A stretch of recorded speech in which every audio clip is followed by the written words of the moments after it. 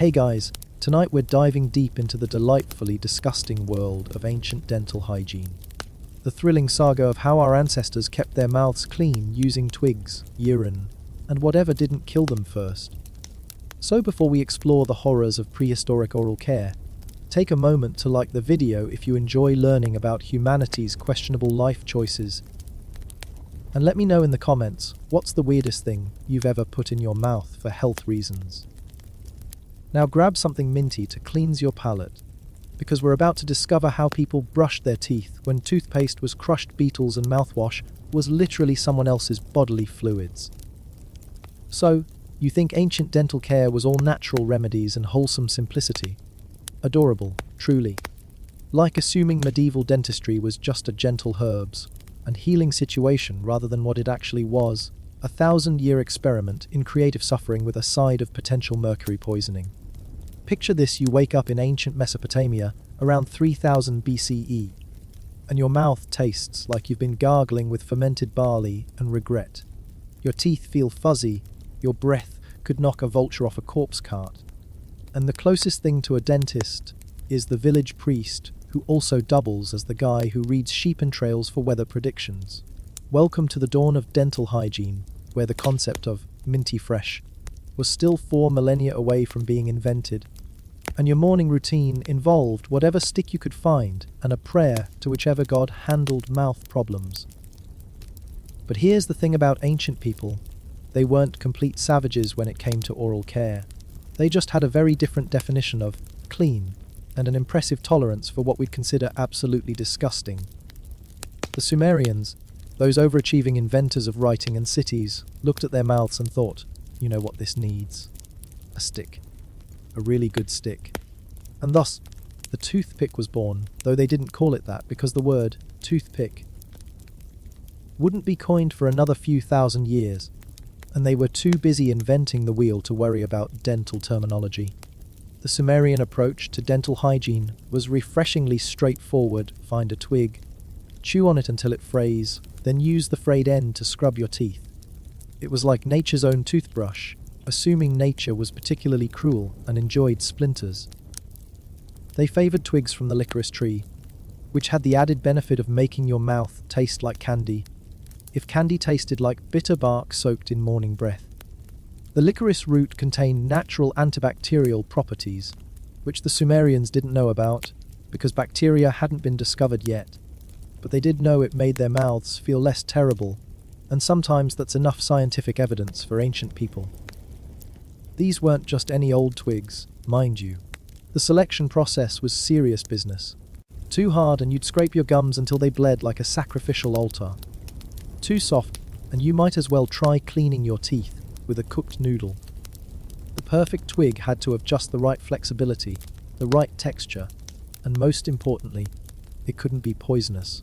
This last requirement was learned through trial and error, mostly error, and explains why some ancient Sumerian texts include warnings about which trees to avoid, unless you wanted your mouth to go numb and your tongue to turn colours that didn't occur naturally in human biology. The daily routine went something like this: wake up, stumble outside, find your designated tooth, stick because sharing was unsanitary even before germ theory. Spend 10 minutes chewing the end into submission, then scrub away at your teeth while making faces that would scare small children. The whole process took about as long as a modern brushing session, except with more splinters and significantly more risk of accidentally swallowing wood chips. But the Sumerians weren't satisfied with just mechanical cleaning. They were overachievers who invented the first known mouthwash, though calling it mouthwash is generous. It was more like mouth punishment. They mixed beer, wine, and various spices into a concoction that was supposed to freshen breath and kill whatever evil spirits were causing tooth pain. The alcohol content was high enough to sterilize a battlefield wound, and the spice combination was apparently designed to make you forget about your dental problems through sheer shock to your taste buds. This early mouthwash was typically made with cinnamon, which sounds pleasant until you realize ancient cinnamon wasn't the gentle baking spice we know today. It was the bark scraping, tongue burning, eyes watering variety that could probably strip paint if paint had been invented yet. They'd swish this liquid fire around their mouths, with the dedication of monks performing morning prayers, except instead of achieving spiritual enlightenment, they were hoping to achieve something resembling fresh breath. The Sumerians also believed that tooth pain was caused by tooth worms, tiny, invisible creatures that burrowed into your teeth and gnawed at them from the inside. This theory made perfect sense to people who had no understanding of bacteria or decay, and it led to some interesting treatment methods. If you had a toothache, the local healer might try to smoke the worms out by having you hold hot coals in your mouth, or they might attempt to drown them with increasingly potent combinations of alcohol and herbs. Neither method was particularly effective at treating cavities, but they did create a thriving market for pain, numbing substances. Moving forward in time and eastward in geography, the ancient Egyptians took one look at Sumerian dental care and said, "Hold my fermented grain beverage." The Egyptians were the overachievers of the ancient world. They built pyramids, mummified pharaohs, and invented the first known toothpaste, which they called tooth powder, because paste hadn't been invented yet, and they weren't about to let linguistic limitations stop them from achieving dental superiority. Egyptian tooth powder was a mixture of salt, pepper, mint leaves, and dried iris flowers. This sounds almost pleasant, until you remember that ancient salt wasn't the refined table salt we use today. It was chunks of crystallized seawater that could probably be used as weapon-grade abrasive. The pepper wasn't the ground black powder from your spice rack. It was whole peppercorns that you'd crush with your teeth while trying to clean them, which is roughly equivalent to using gravel as dental floss. The mint was the closest thing to a familiar ingredient, except ancient Egyptian mint was wild-grown, undomesticated, and strong enough to clear your sinuses from 3 rooms away. As for the dried iris flowers, nobody is entirely sure why they added those, but ancient Egyptians had a tendency to include flowers in everything, possibly because they thought it would make the afterlife more pleasant, or possibly because someone once sneezed while mixing ingredients and accidentally created a trend that lasted for centuries. To use this tooth powder, you dip a frayed twig into the mixture and scrub your teeth with the enthusiasm of someone trying to remove stubborn stains from pottery. The salt provided the abrasive action, the pepper added antiseptic properties and a good dose of pain. The mint offered flavoring that could charitably be described as aggressive, and the iris flowers added color and the vague hope that the gods of dental hygiene were paying attention. The Egyptians didn't stop at tooth powder. They were also pioneers in what we might generously call cosmetic dentistry, though their definition of improvement was different from ours. If you were wealthy enough, you could have your teeth filed into decorative shapes or inlaid with precious stones. This wasn't about dental health. It was about showing everyone that you had enough money to pay someone to take sharp objects to your mouth purely for aesthetic reasons. It was the ancient equivalent of getting a gold grill, except with actual gold and significantly more risk of infection.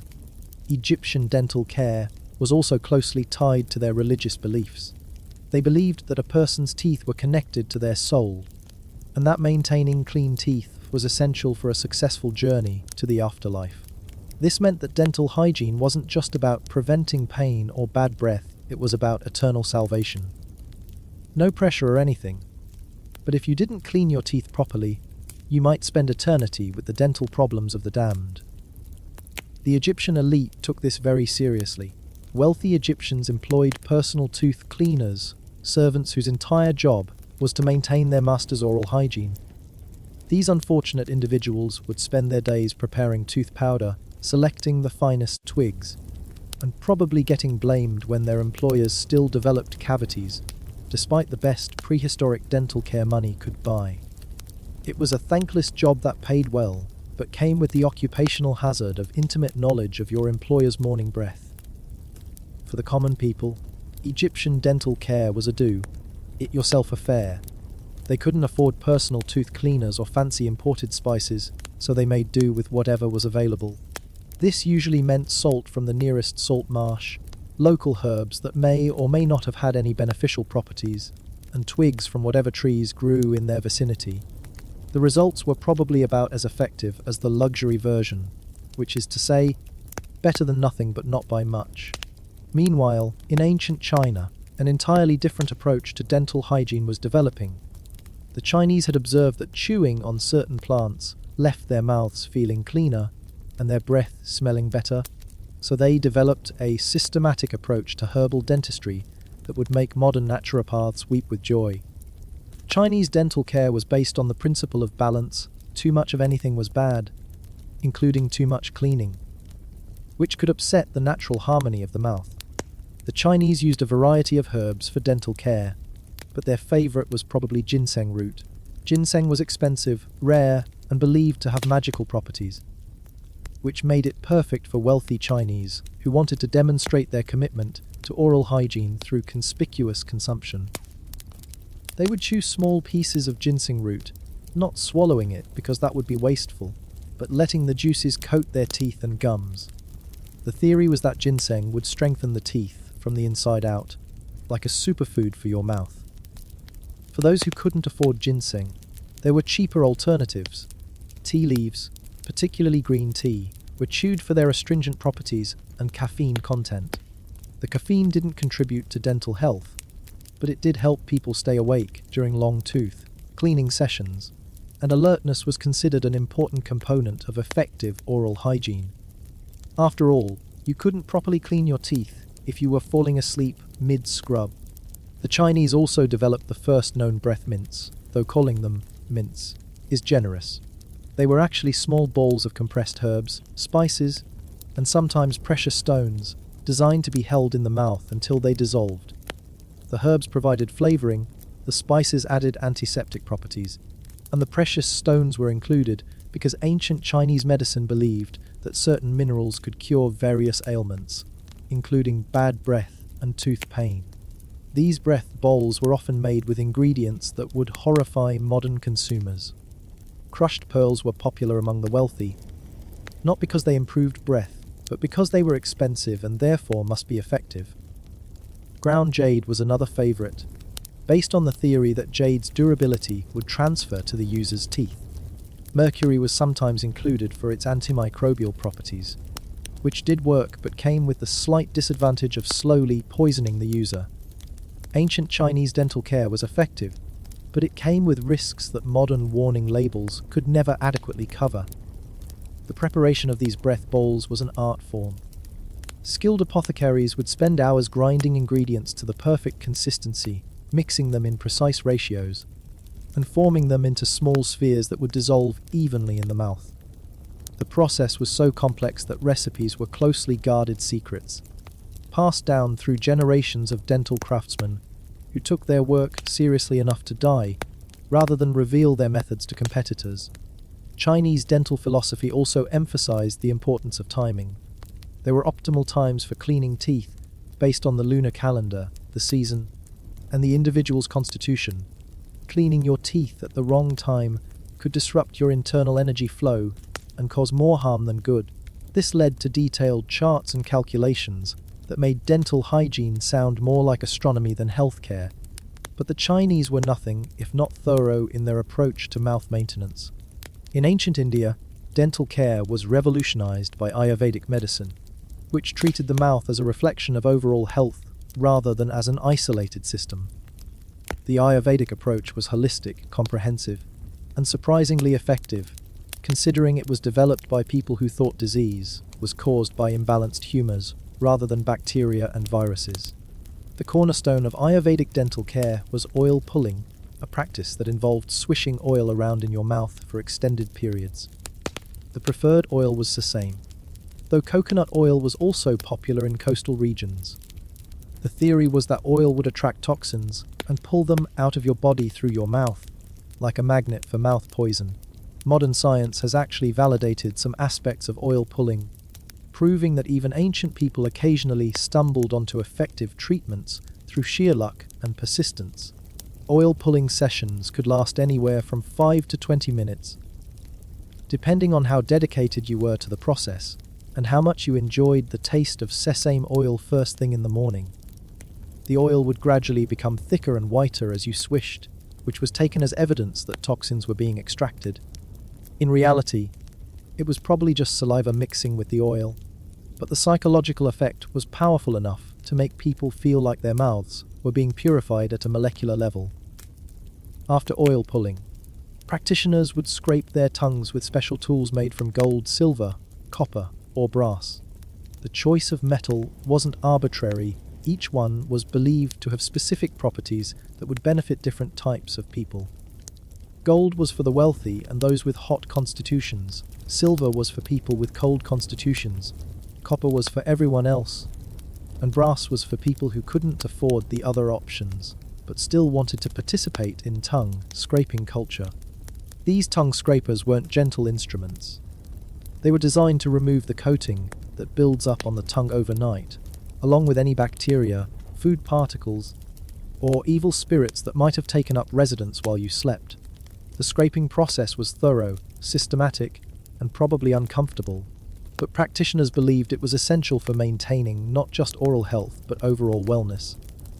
A clean tongue was a window to a pure soul, or at least that's what the Ayurvedic texts claimed.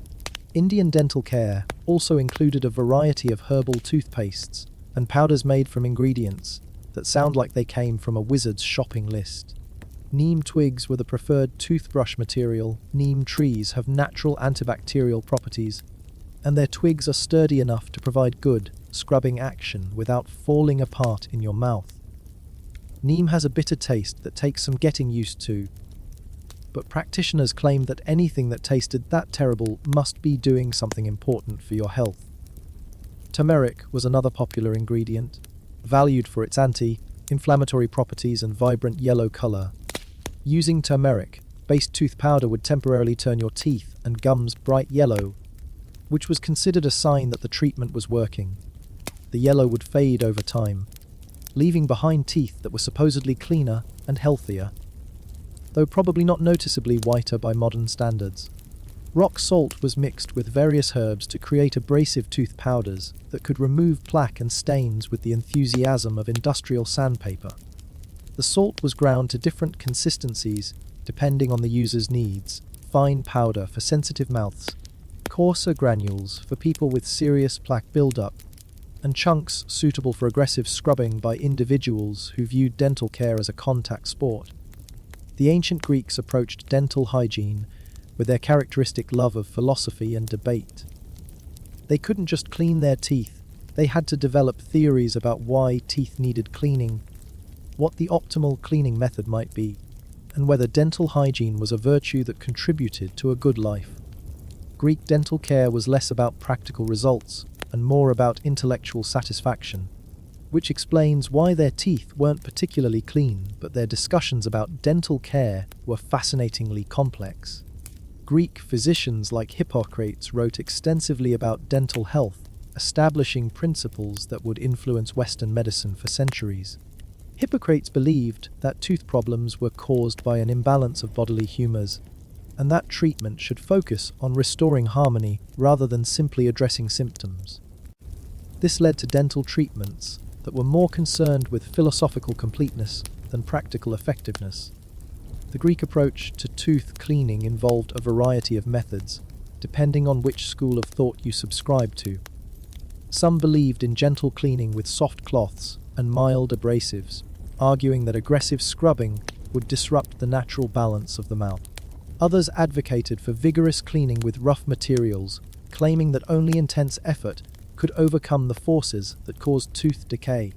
Greek tooth powder typically contained marble dust, which sounds luxurious until you realize that it's basically ground up rocks applied to your teeth with considerable force. The marble provided excellent abrasive action and gave users the satisfaction of knowing their dental care routine involved the same material used to build temples to the gods. Whether this improved dental health is debatable, but it certainly made tooth cleaning feel more culturally significant. They also used crushed bones, oyster shells, and eggshells as abrasive agents, creating tooth powders that were probably effective at removing plaque and equally effective at removing tooth enamel. The Greeks weren't particularly concerned about enamel preservation. They hadn't figured out that enamel doesn't regenerate, so they treated their teeth like renewable resources that could withstand any amount of aggressive scrubbing. Greek mouthwash was typically made from wine mixed with various herbs and spices. This wasn't just about cleaning, it was about creating a mouth environment that would be hostile to decay, causing forces while being pleasant enough to encourage regular use. Wine was believed to have purifying properties, and the alcohol content did provide some antibacterial action, though probably not enough to offset the sugar content that fed the bacteria they were trying to eliminate. The Greeks also pioneered dental surgery, though their techniques were more barbaric than therapeutic. If you had a seriously problematic tooth, a Greek physician might attempt to remove it using tools that looked more like torture devices than medical instruments. The procedure was performed without anaesthesia, because anaesthesia hadn't been invented yet, and pain tolerance was considered a virtue that separated civilized people from barbarians. Greek dental philosophy also included theories about the relationship between dental health and character. They believed that people with clean, healthy teeth were more likely to be virtuous, intelligent, and successful in life.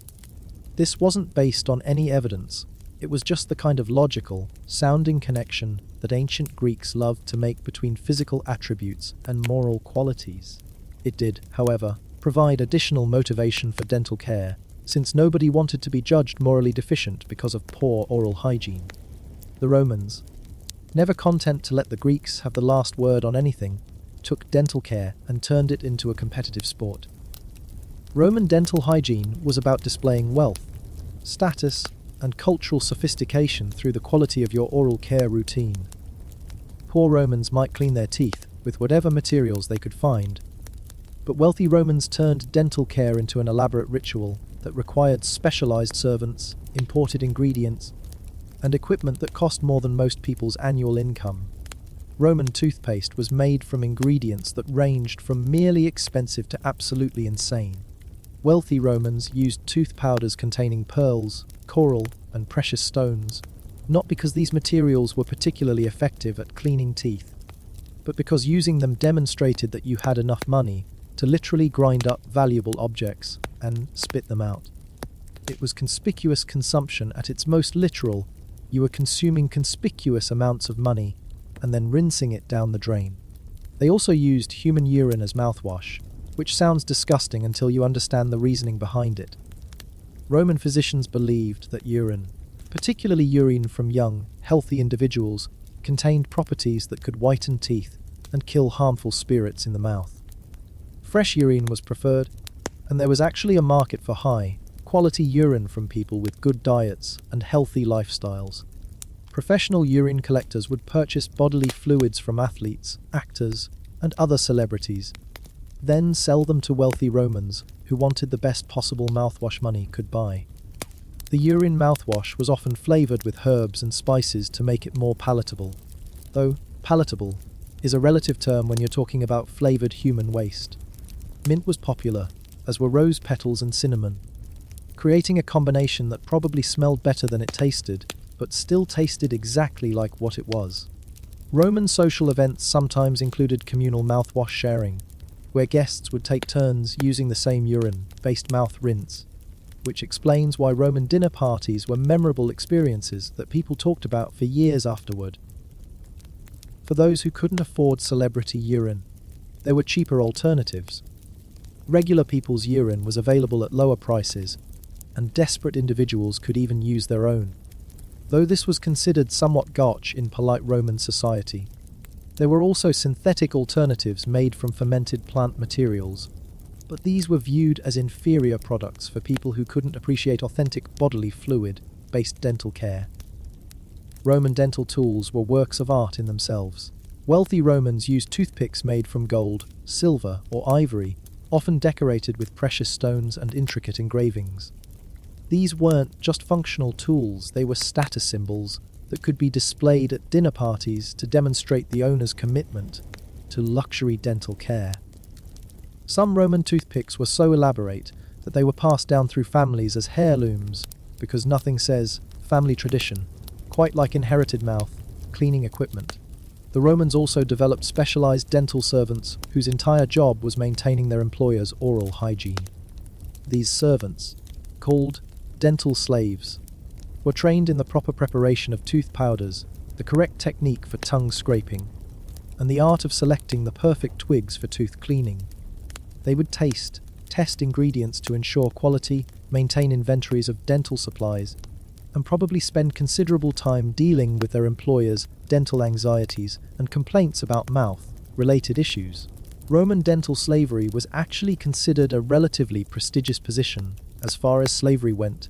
Skilled dental servants were valuable property who could command high prices if sold, and some were eventually granted freedom in recognition of their expertise and dedication. A few former dental slaves even established their own dental care businesses, serving wealthy Romans who valued their experience and specialized knowledge. The Roman military had its own approach to dental hygiene. Because you can't conquer the world if your soldiers are too distracted by toothaches to focus on battle, Roman legionnaires were issued basic dental care supplies as part of their standard equipment, including salt for tooth cleaning, twigs for scrubbing, and herbal mixtures for treating mouth injuries. The military approach was practical rather than luxurious. Soldiers needed teeth that were functional enough to eat hard rations and intimidating enough to scare enemies, but they didn't need pearl-encrusted tooth powder. Military dental care was also communal, with soldiers sharing supplies and techniques.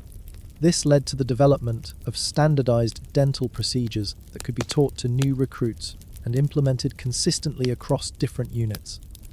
Roman military dental hygiene was probably more effective than civilian methods because it focused on practical results rather than status signaling, and because soldiers had strong motivation to maintain their health in any way possible.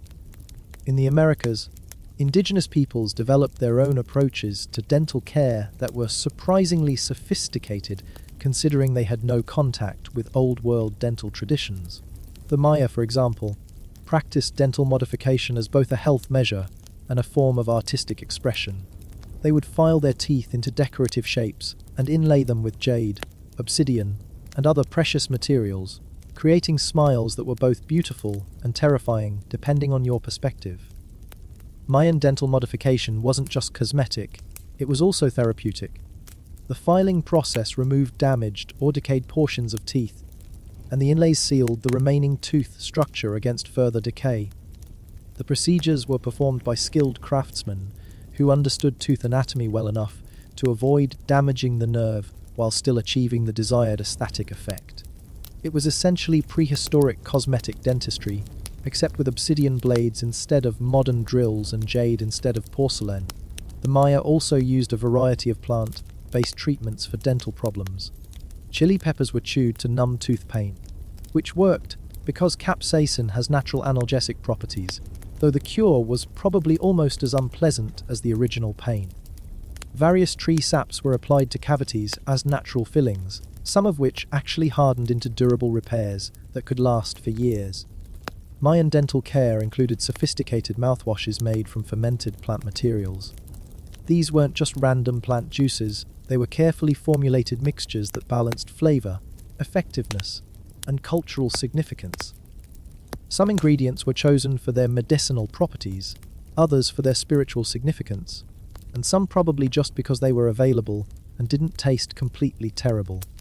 In North America, indigenous peoples used a variety of natural materials for dental care.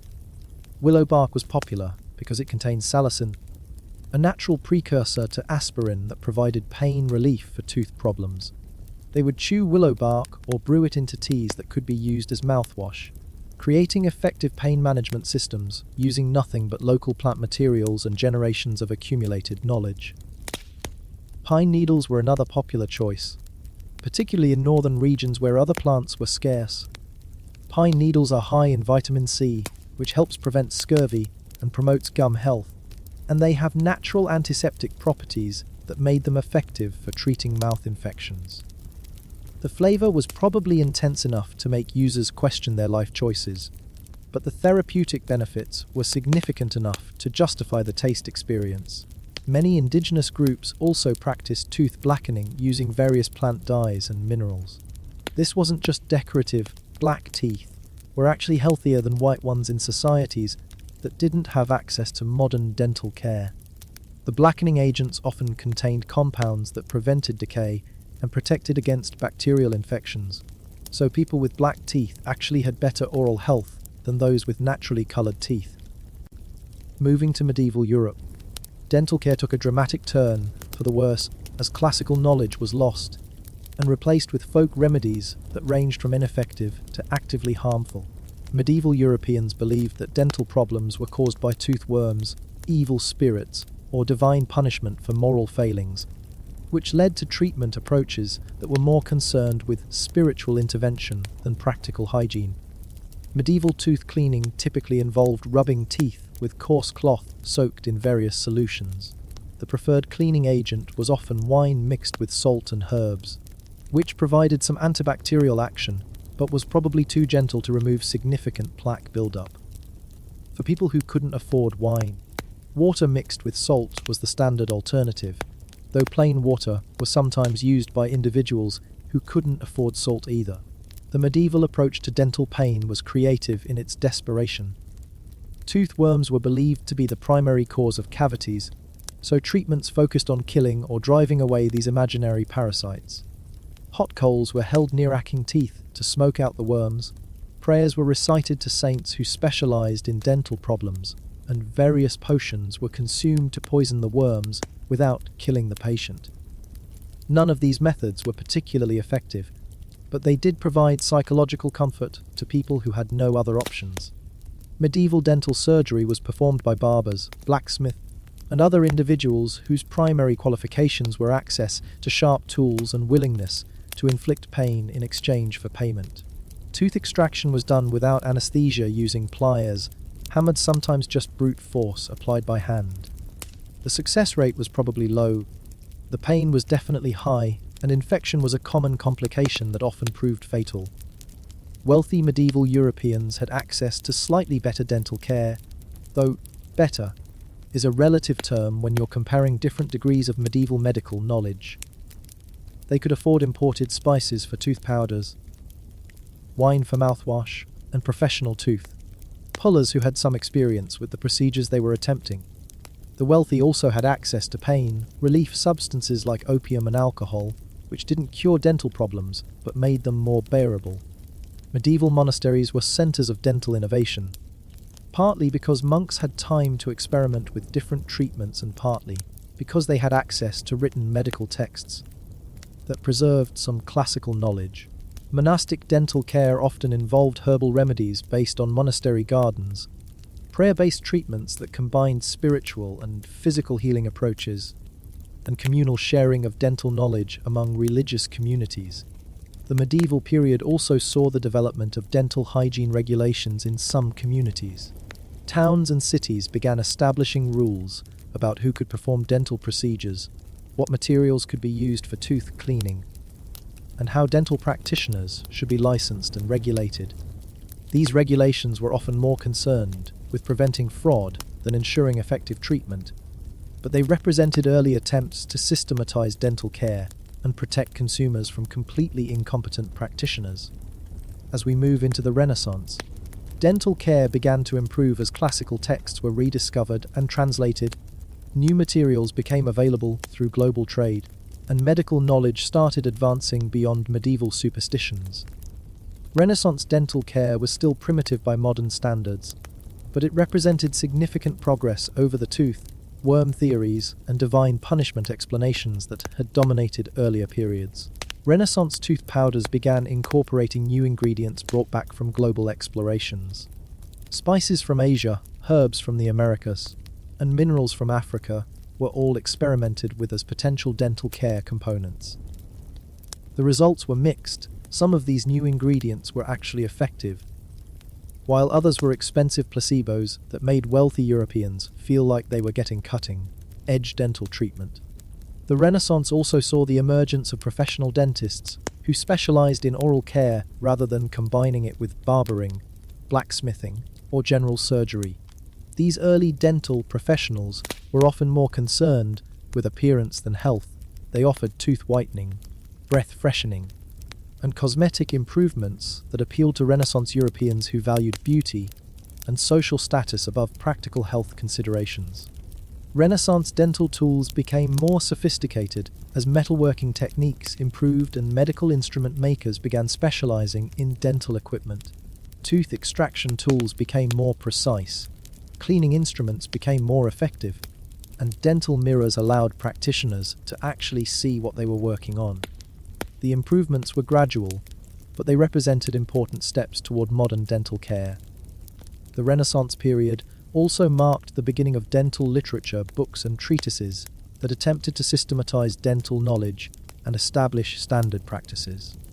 These early dental texts were often based more on theory than practice, and they included plenty of incorrect information alongside genuine insights, but they represented important efforts to create a scientific approach to dental care.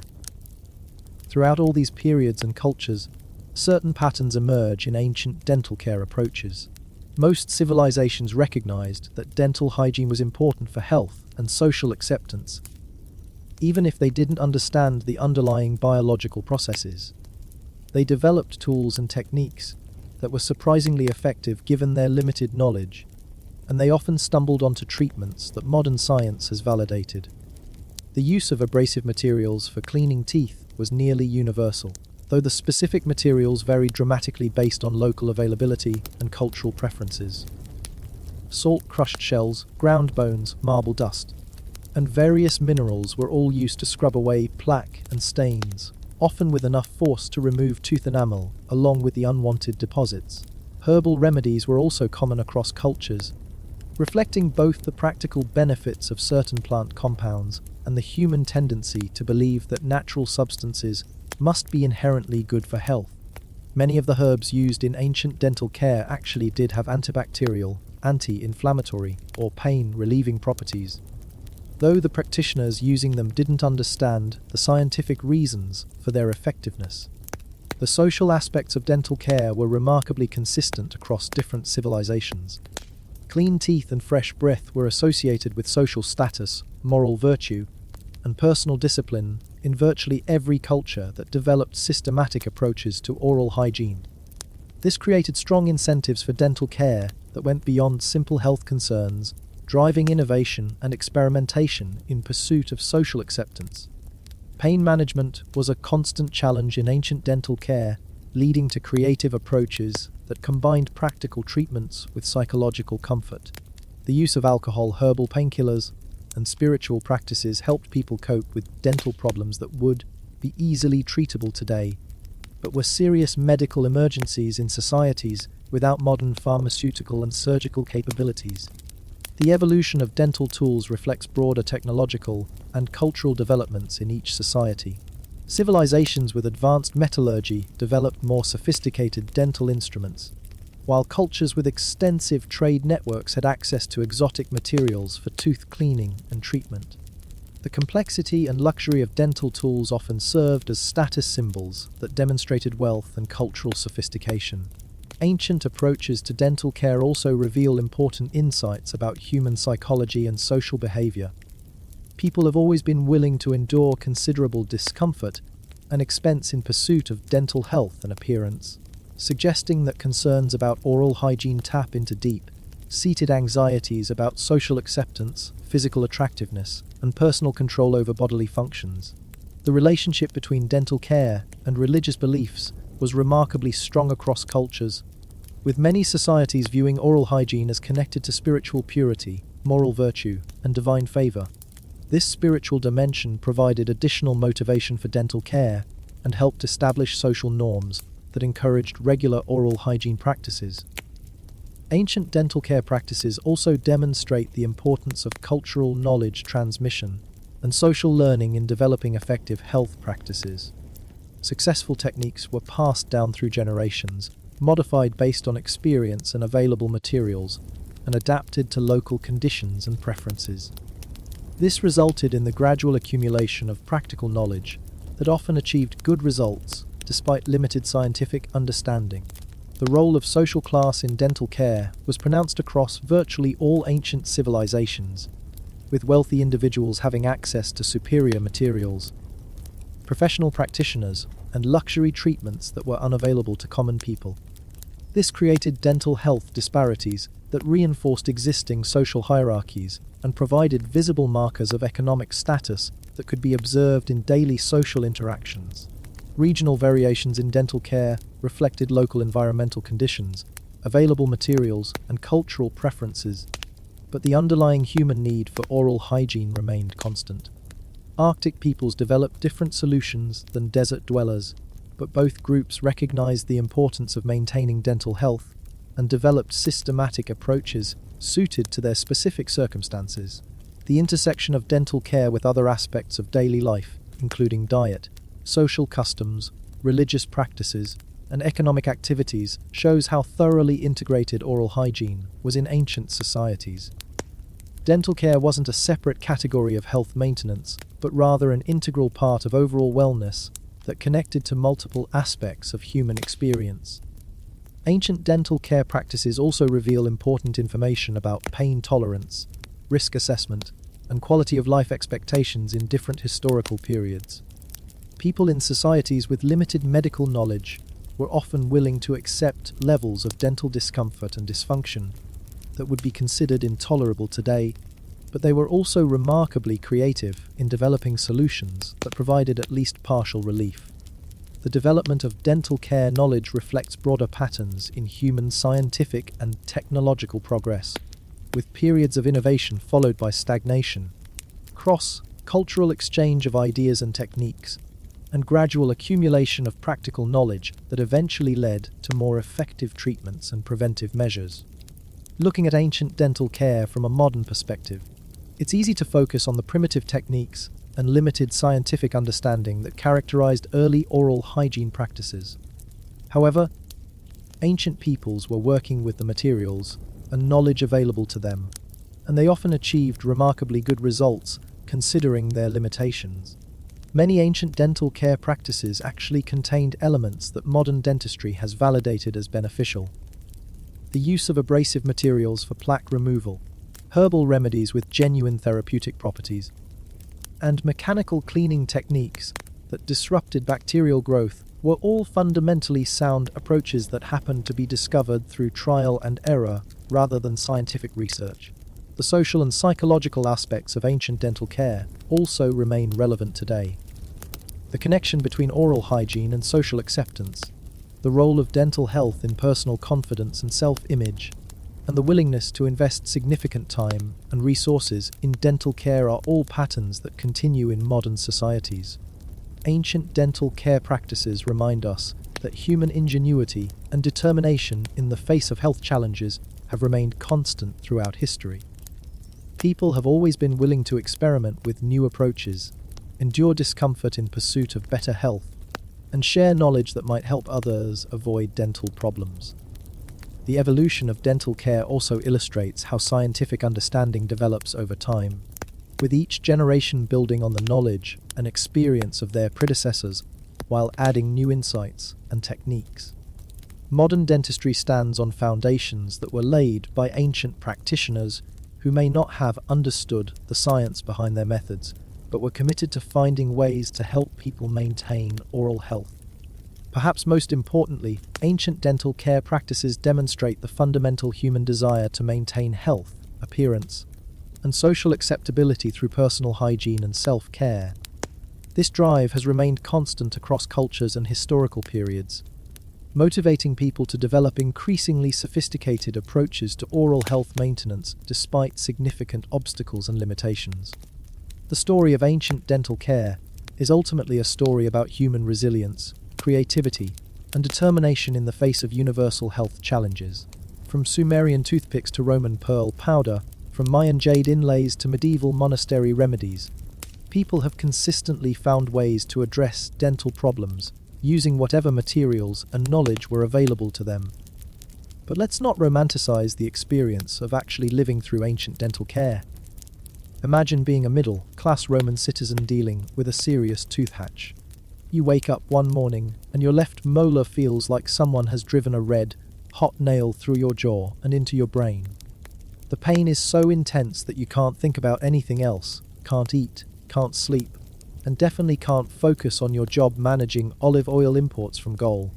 Your first stop would be the local pharmacist, who was probably also the guy who sold pottery and handled small-scale money lending on the side. He'd look at your swollen face, nod knowingly, and offer you his premium pain relief package, a mixture of wine, opium, and ground-up beetle shells that cost approximately 3 months' salary and tasted like liquid regret mixed with insect parts. You'd pay the price because the alternative was living with pain that made you question whether life was worth continuing. The pharmacist would explain that your tooth pain was probably caused by an imbalance of hot and cold humours in your mouth, possibly triggered by eating too much fish or not enough bread, or maybe because Mercury was in retrograde and affecting your dental constellation. The treatment involved not just the expensive beetle wine mixture, but also a complete dietary overhaul that eliminated most foods you enjoyed and added several that you'd never heard of and definitely didn't want to try. If the pharmaceutical approach didn't work, your next option was the tooth puller, a professional who had learned his trade by practicing on prisoners, slaves, and people who couldn't afford to complain about his technique.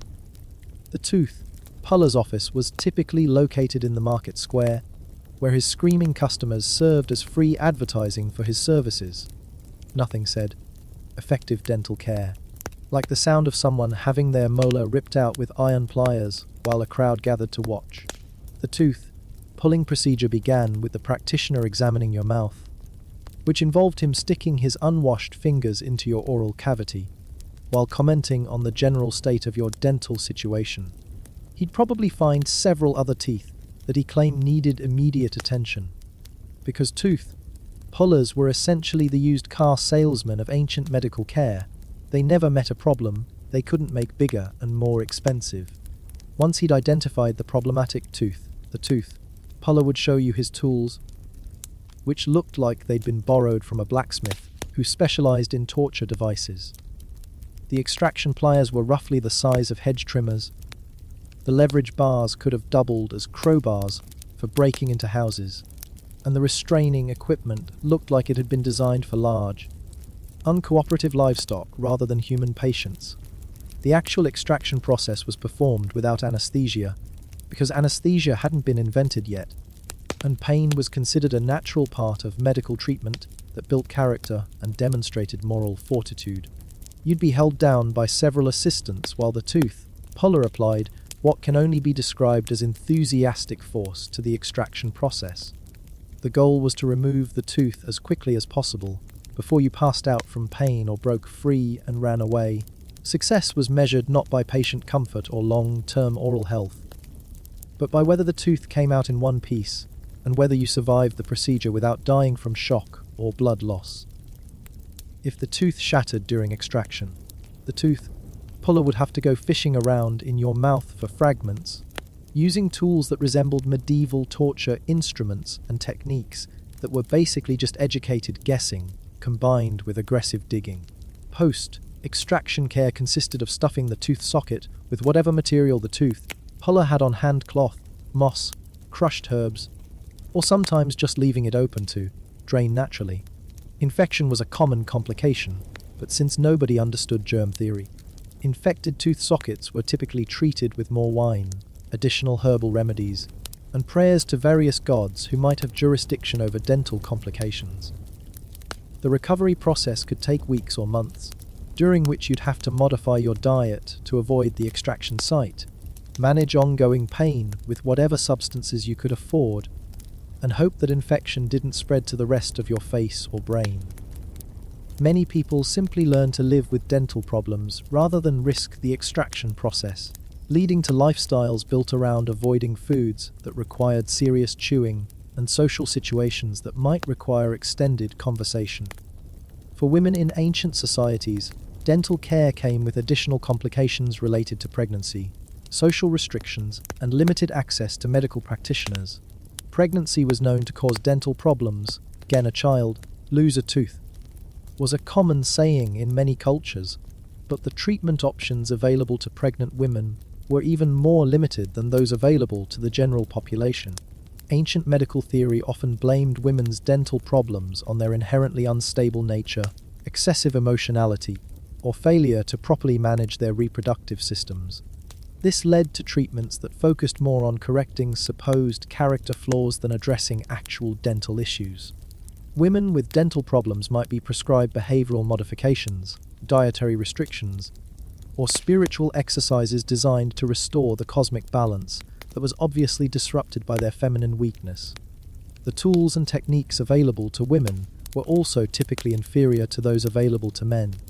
Female dental problems were often considered less serious or less worthy of expensive treatment, so women made do with home remedies, folk treatments, and whatever dental care they could provide for themselves or receive from other women in their communities.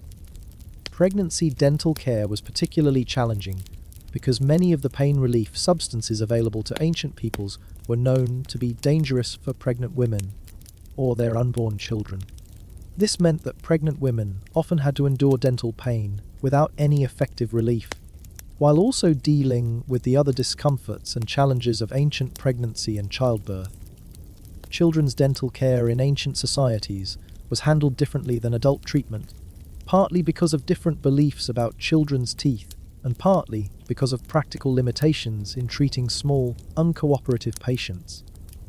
Many cultures believed that children's teeth were temporary and therefore not worth significant investment in care or treatment. Baby teeth that caused problems were often simply removed without much concern for the long-term consequences. The transition from baby teeth to adult teeth was viewed with considerable anxiety in many ancient cultures, because this was when serious dental problems often first became apparent. Children who developed crooked teeth, severe decay, or other obvious dental issues might face social discrimination or reduced marriage prospects, since dental problems were often interpreted as signs of poor breeding, moral weakness, or divine disfavor. Ancient children's dental care typically involved scaled-down versions of adult treatments, smaller tooth, cleaning sticks, milder abrasive powders, and herbal remedies formulated specifically for young patients. However, the basic approach was the same: mechanical cleaning combined with herbal supplements, and prayers to appropriate deities who might have influence over pediatric dental health. Dental care for elderly people in ancient societies was complicated by the widespread belief that tooth loss was a natural and inevitable part of aging. Many cultures simply accepted that old people would eventually lose most or all of their teeth, and treatment focused on pain management rather than preservation or restoration of dental function. Elderly people who retained their teeth were often viewed with suspicion or admiration, depending on cultural attitudes toward aging and health.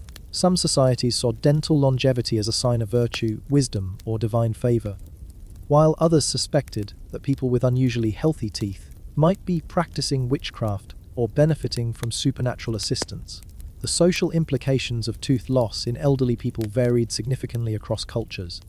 In some societies, toothless elders were respected for their wisdom and experience, with dietary modifications and social accommodations made to help them participate fully in community life. In other cultures, dental disability was seen as a sign that the person had outlived their usefulness and should withdraw from active social participation. Ancient military organizations had their own approaches to dental care that reflected the practical needs of soldiers in combat situations. Military dental problems could seriously compromise fighting effectiveness. A soldier with severe tooth pain couldn't focus on battle tactics, and tooth loss could affect the ability to eat standard military rations or use certain types of equipment that required biting.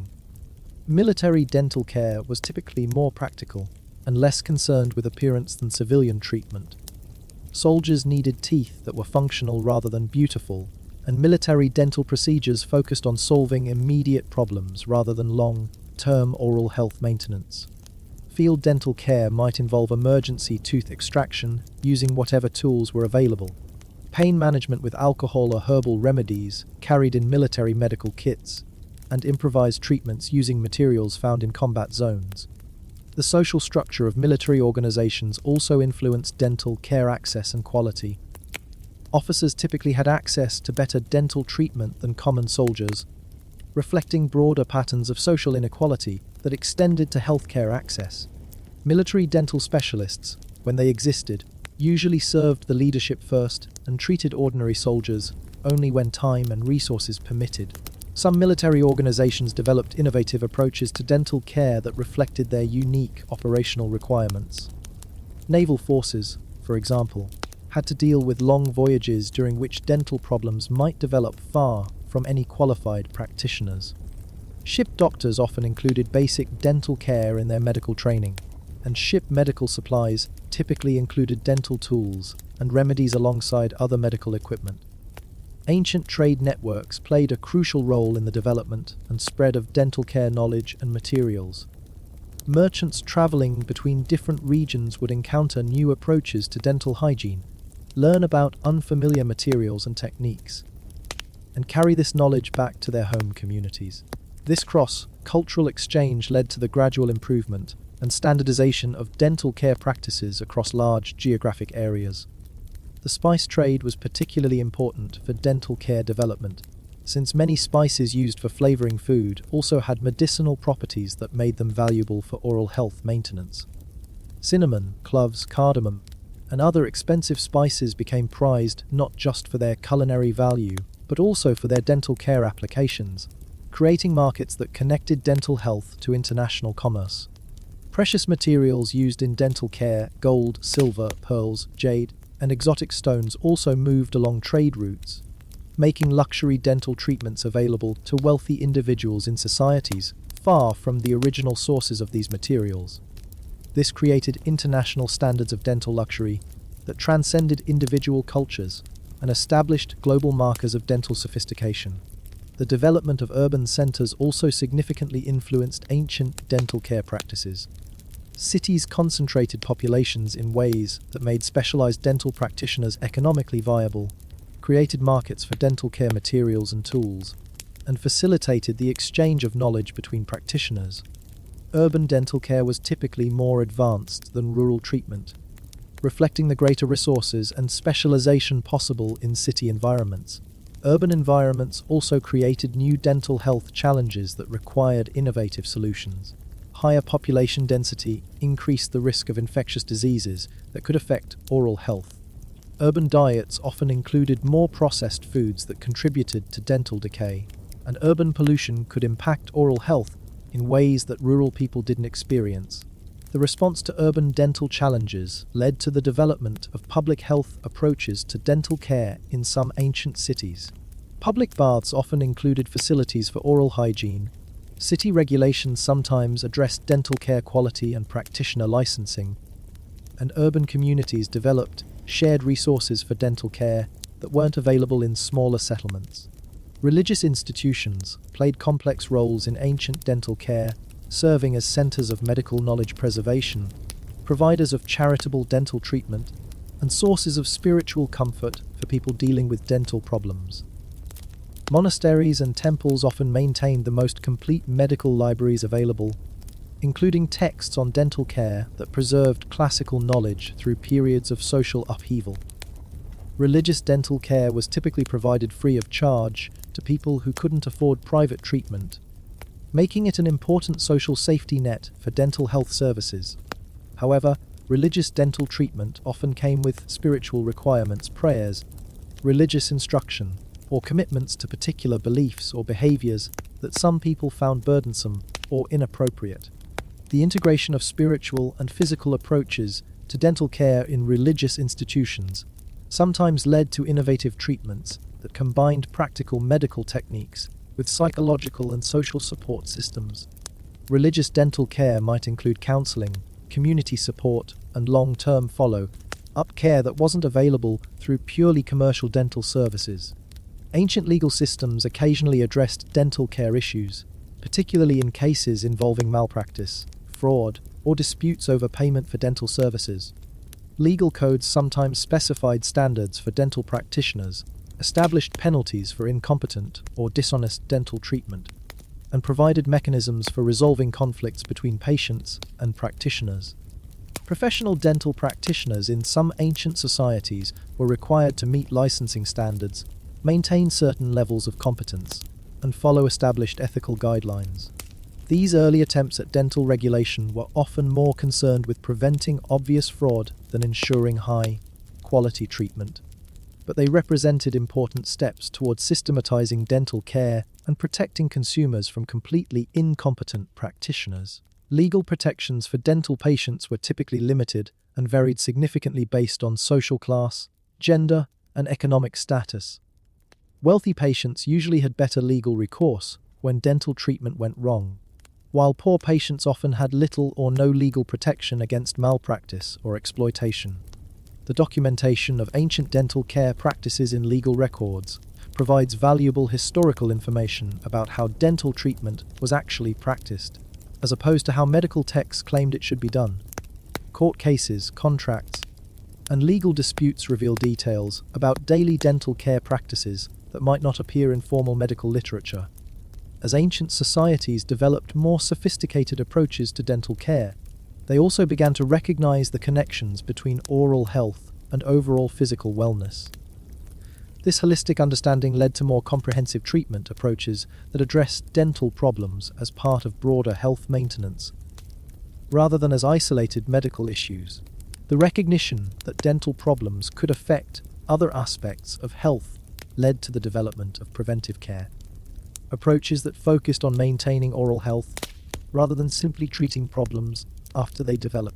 These early prevention programs included dietary recommendations, oral hygiene instruction, and lifestyle modifications designed to reduce the risk of dental disease.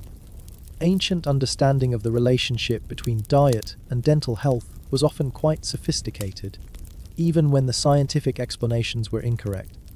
Many cultures recognized that certain foods contributed to dental problems while others promoted oral health, leading to dietary guidelines that actually did help prevent tooth decay and gum disease.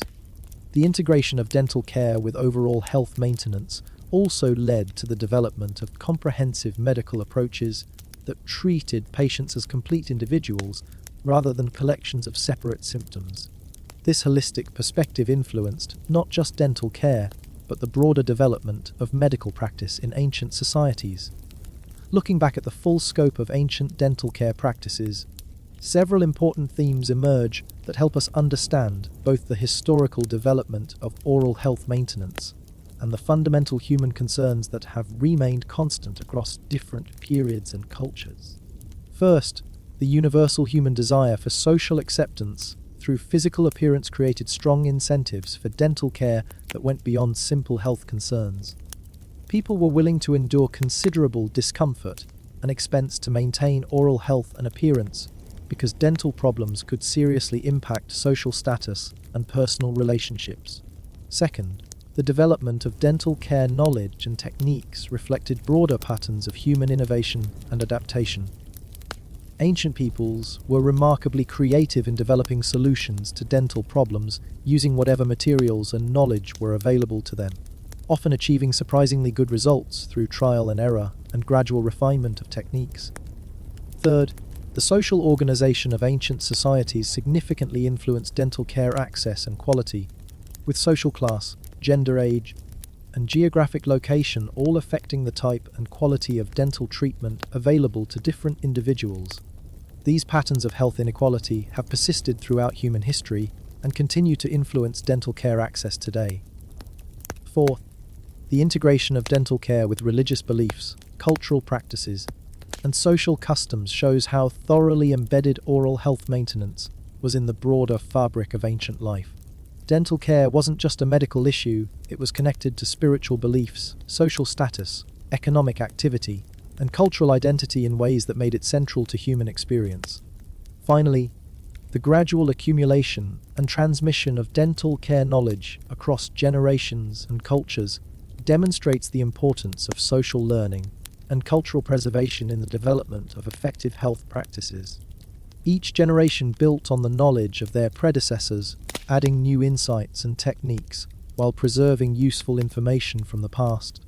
The story of ancient dental care ultimately reveals fundamental aspects of human nature that have remained constant throughout history. Our desire to maintain health and appearance, our willingness to experiment with new solutions to persistent problems, our capacity for innovation in the face of limitations, and our ability to build communities that support individual wellness through shared knowledge and mutual assistance. From the first Sumerian who picked up a twig and decided to scrub his teeth with it, to the Roman emperor who paid a fortune for pearl powder tooth cleanser, to the medieval monk who developed herbal remedies in his monastery garden, ancient peoples were engaged in the same basic project that continues today, figuring out how to maintain oral health and appearance using whatever tools and knowledge are available, while dealing with the social, economic, and cultural contexts that shape healthcare access and quality. Their methods may seem primitive by modern standards, but their underlying motivations and concerns remain remarkably familiar.